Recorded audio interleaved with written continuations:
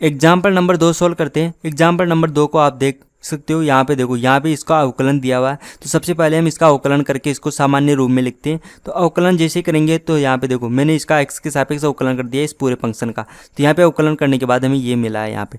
फिर इसको आगे सोल्व करेंगे हम, तो x को अंदर गुणा करेंगे और फिर इसको आगे सोल्व करेंगे। यहाँ पे देखो dy/dx से dy/dx तो कैंसिल हो जाएगा, यहाँ पे x की पावर 2 हो जाएगा। तो यहाँ पे देखो x की पावर 2 हो गया और बाकी फंक्शन ऐसे के ऐसे आ चुका है। अब यहाँ पे हम इसको मानक रूप में लिखेंगे। तो मानक रूप में लिखने के लिए हम क्या करेंगे, x की पावर 2 से इसमें भाग देंगे। तो x की पावर 2 से हम इसके अंदर भाग देंगे तो हमें ये इक्वेशन मिलेगी। अब ये हो चुका है इसका मानक रूप। अब मानक रूप होने के बाद हम क्या करते हैं, सबसे पहले इसका p, q और r यहाँ पे नोट करते हैं। तो यहाँ पे देखो p होगा यहाँ पे dy/dx का गुणांक और y का गुणांक होता है वो होता है q और r होता है इस साइड में जो भी होगा। तो r यहाँ पे 0 है। तो इसको सोल्व करना और भी ईजी हो गया। तो यहाँ पे देखो, यहाँ पे सबसे पहले हम चेक करेंगे क्या हम p का इंटीग्रेशन कर सकते हैं। तो यहाँ पे आप देख सकते हो हम इसका इंटीग्रेशन कर सकते हैं। इसका मतलब हम इसमें u ज्ञात कर सकते हैं। तो हम u ज्ञात करेंगे। तो यहाँ पे प्रथम अवकलज को हटाने के लिए हम u ज्ञात करेंगे। तो यहाँ पे देखो p, यहाँ पे p का मान रखेंगे तो -1/-2/x। तो यहाँ पे -2/x लिख दिया, लेकिन यहाँ पे देखो 2 से 2 कैंसिल हो जाएगा और माइनस से माइनस कैंसिल हो जाएगा। तो यहाँ पे बचेगा 1/x। अब यहाँ पे देखो 1/x का इंटीग्रेशन करेंगे तो log x आएगा। अब देखो log x आएगा है ना, और e की पावर में होगा तो यहाँ पे जो भी होता है वही इसका आंसर होता है। तो यहाँ पे देखो u जो भी आएगा u का मान आएगा x, क्योंकि यहाँ पे e की पावर log है तो ये log हट जाता है और e भी हट जाती है, यहाँ से केवल x बचता है। तो यहाँ पे u का मान हमारे पास ये हो गया x।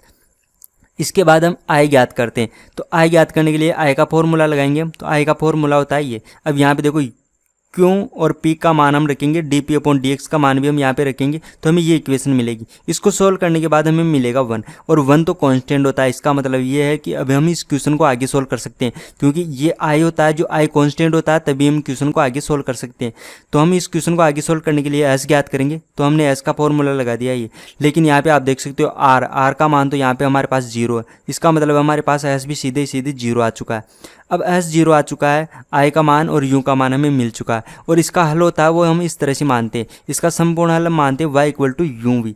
तो अभी हमारे पास देखो u हमारे पास है, v नहीं है, v हमें ज्ञात करना पड़ेगा। तो v ज्ञात करने के लिए एक फॉर्मूला होता है, वो होता है इस तरह से, ये इक्वेशन होती है v ज्ञात करने के लिए। तो हम यहाँ पे i और s का मान रखेंगे। s तो 0 हो जाएगा और i का मान हमारे पास 1 है। तो हम यहाँ पे ये पुट करेंगे। तो हम ये वैल्यू पुट करेंगे, यहाँ पे हमने 1 पुट कर दिया और यहाँ पे हमने 0 पुट कर दिया s का मान। अब हम इस इक्वेशन को सोल्व कर सकते हैं। यहाँ पे आपको नोट करना है कि यहाँ पे जो है परतंत्र चर है वो v है। आप गलती मत करना है y लिखने की, यहाँ पे y नहीं आएगा, यहाँ पे v आता है। तो ये जो इक्वेशन होती है इसके अंदर परतंत्र चर v होता है। इसका हल लिखेंगे हम। तो इसका हल लिखने के लिए हम CF ज्ञात करेंगे और PI ज्ञात करेंगे। तो CF ज्ञात करने के लिए हम क्या करेंगे, इसको सिंबॉलिक रूप में लिखेंगे, d के पदों में लिखेंगे। तो हमारे पास ये इक्वेशन आ जाएगी। यहाँ पे d का मतलब है d/dx।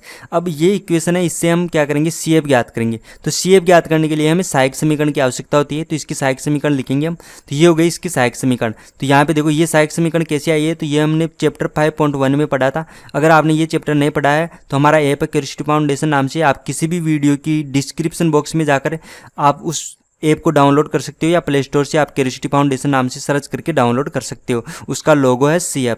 तो यहाँ पे ये सहायक समीकरण है। तो सहायक समीकरण को हल करेंगे तो हमें यहाँ पे m के 2 मान मिलेंगे। इसके लिए हम CF का मान लिखेंगे। तो CF का मान आएगा इस तरह से, ये हमारे पास CF आ चुका है। अब CF के बाद में हम ज्ञात करते हैं PI। अब देखो PI ज्ञात करने के लिए देखो RHS इस साइड में, राइट हैंड साइड में तो 0 है। जब भी यहाँ पे 0 होता है तो PI का मान सीधे सीधे 0 हो जाता है। तो हमारे पास देखो PI का मान हमारे पास यहाँ पे 0 हो चुका है। अब इसका हल होगा v = CF + PI। तो यहाँ पे देखो आपको ध्यान देना है, यहाँ पे v आता है, इसका हल होता है v = CF + PI।